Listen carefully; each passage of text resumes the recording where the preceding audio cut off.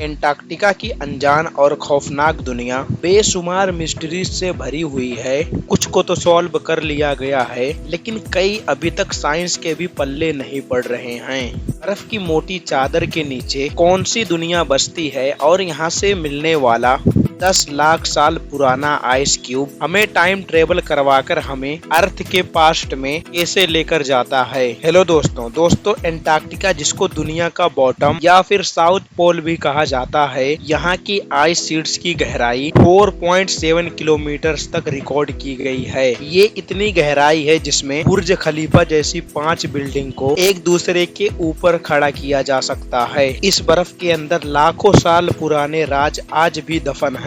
सबसे पहले हम जानेंगे यहाँ के बर्फ के नीचे छुपी हुई जिंदगी के बारे में। नंबर 7, 2020 में रिसर्चर्स ने सैटेलाइट की मदद से एंटार्क्टिका में मौजूद लार्सन भी आइस शेल्फ पर एक गैर मामूली निशान देखा। इनको इस पर शक तो तब हुआ जब ट्रेक जैसा दिखने वाला निशान 2021 के बाद के फोटोज में ही देखा जा सकता था। उससे पहले वहाँ ऐसा कोई निशान मौजूद नहीं था। उन्होंने इस क्रैक को इन्वेस्टिगेट करने के लिए एक हॉट वाटर ड्रिल के आगे कैमरा यहाँ सुराख करना शुरू किया। करीब 500 मीटर की गहराई पर जाकर ड्रिल को रोकना पड़ गया, क्योंकि ड्रिल पर लगे कैमरा ने एंटार्क्टिका के नीचे छुपी एक अजीब दुनिया का मंजर रिकॉर्ड कर लिया। आइस शेल्फ के बीच एक सीक्रेट रिवर गुजर रही थी, जिसमें एक केव के अंदर हजारों लाखों एम्फीफोर्ड्स मौजूद थे। एम्फीफोर्ड की ये किस्म सिरिम, जिसे अक्सर झींगा भी कहते हैं, उससे काफी मिलती जुलती थी, जो ड्रिल के आने से काफी एक्टिव नजर आ रही थी। बस सवाल ये है कि अंटार्कटिका में एक रिमोट आइस शेल्फ के 500 मीटर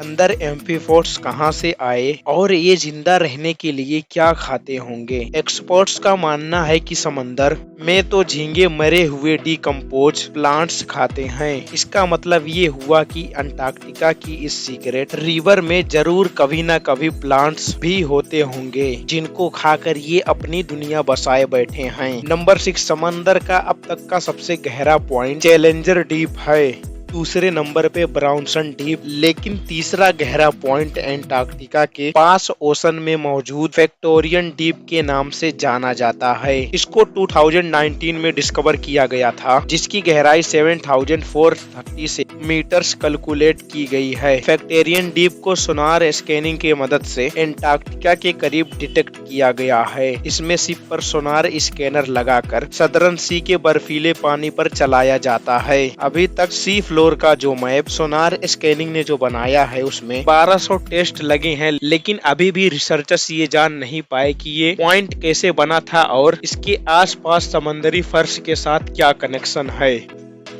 नंबर 5, 2022 में एंटार्क्टिका से गुजरने वाले एक क्रूज लाइन के पैसेंजर ने पानी में एक बहुत बड़ी जेलीफिश देखी। क्रूज के ऑपरेटर ने सबमर्सिबल डिप्लॉय पैसेंजर्स को पानी के अंदर जेलीफिश का नजारा दिखाने ले गया। यह एक बहुत बड़ी जेलीफिश थी, करीब 33 फीट बड़ी। इसको जेंट्स फैंटम जेलीफिश कहा जाता है, लेकिन हैरानी की बात यह है कि फैंटम जेलीफिश नॉर्मली ओशन की 3500 फीट की गहराई में रहती है, पर इसको एंटार्क्टिका के समंदर के सतह पर देखा गया है। अभी तक रिसर्चर्स को कंफर्म नहीं है कि इतनी बड़ी जेलीफिश इस रीजन में क्या कर रही है, और वो भी समंदर की सतह पर। नंबर 4, एंटार्क्टिका के बर्फीली वादियों के बीच में रिसर्चर्स को बर्फ के अंदर से एंशिएंट रेन फॉरेस्ट के साबूत मिले हैं, जो 9 करोड़ साल पुराने हैं। ये डिस्कवरी एंटार्क्टिका की उस दुनिया का सबूत है जो बरसों पहले खो चुकी थी। ये फॉसिलाइज्ड जंगल बर्फ से ढके समंदरी फर्श के नीचे से भी दरियाफ्त हुआ है, जिसमें पेड़ों की जड़ें, पॉलिन और उनके बीज पाए गए हैं। रेडियो कार्बन डेटिंग से यह पता लगा कि इनका ताल्लुक क्रीटेशियस पीरियड से है, वो वक्त जब अर्थ के एटमॉस्फेयर में कार्बन डाइऑक्साइड ज्यादा होने की वजह से यहाँ गर्माइश भी ज्यादा थी।